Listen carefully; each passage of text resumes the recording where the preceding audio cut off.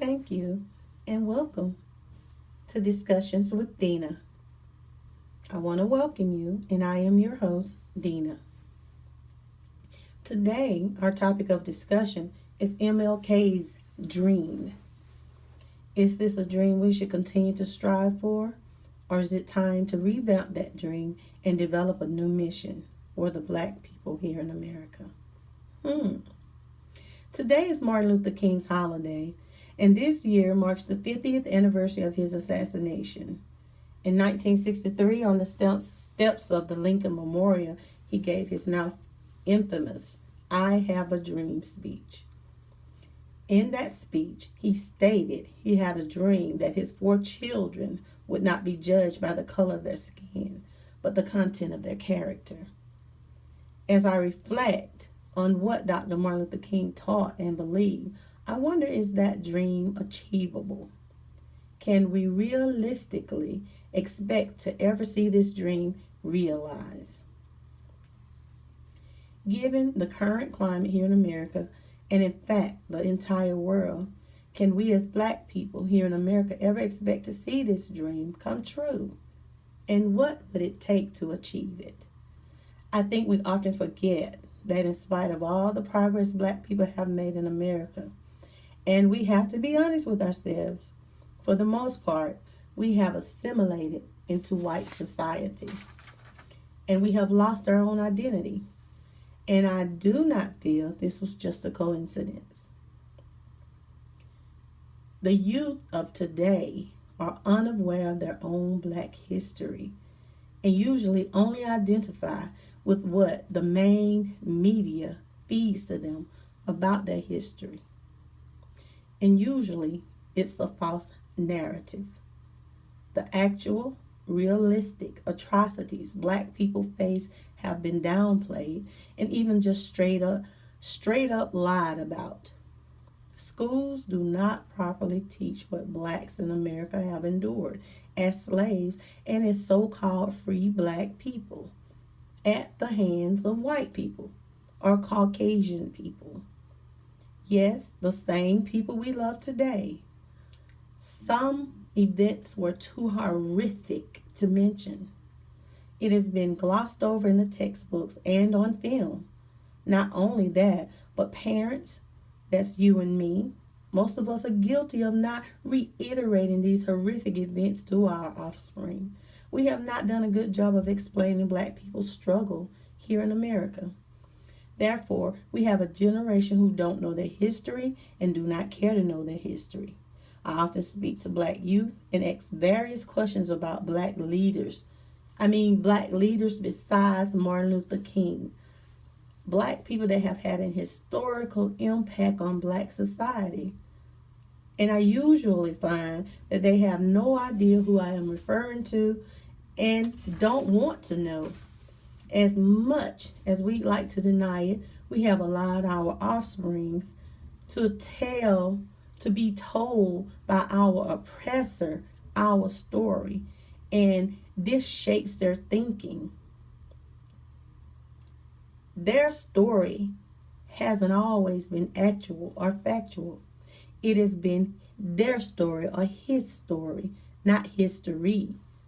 Most of all, it leaves out too many facts that perhaps would make black youth of today second guess this glossed over illusion of inclusion for everyone and everything.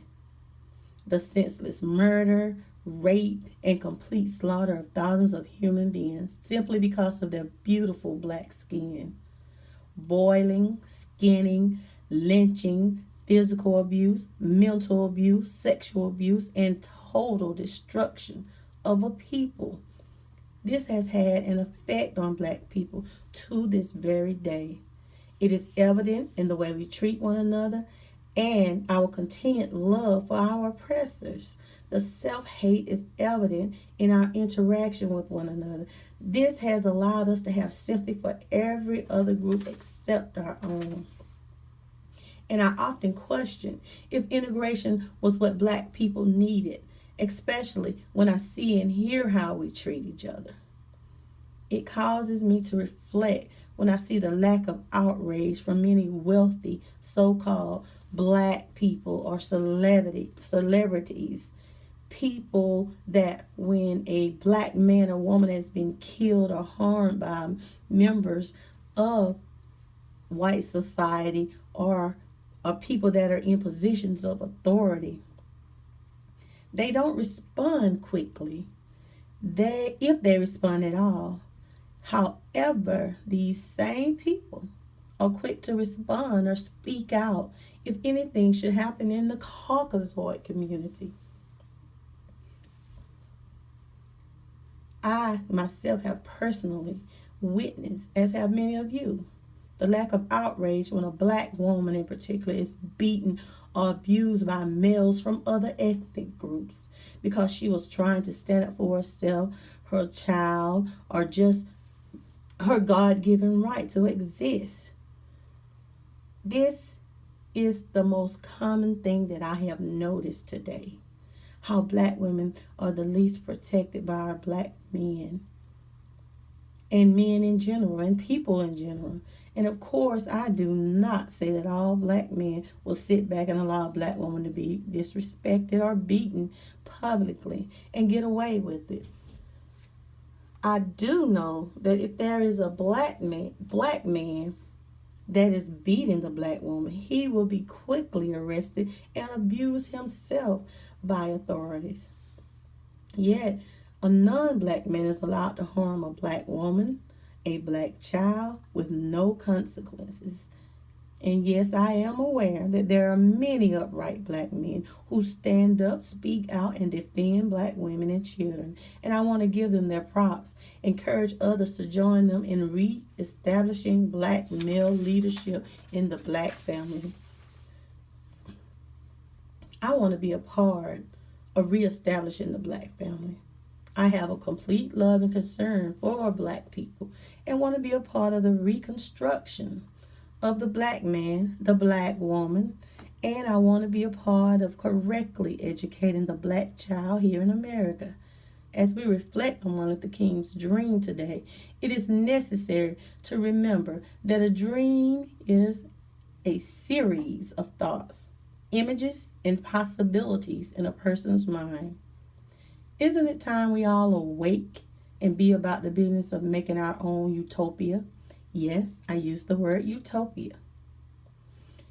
By renewing our minds, our behavior, and most of all, by accepting ourselves, our own black self, those big, beautiful lips, kingly hair, and that gorgeous skin you were blessed with, accepting our own and being ourselves.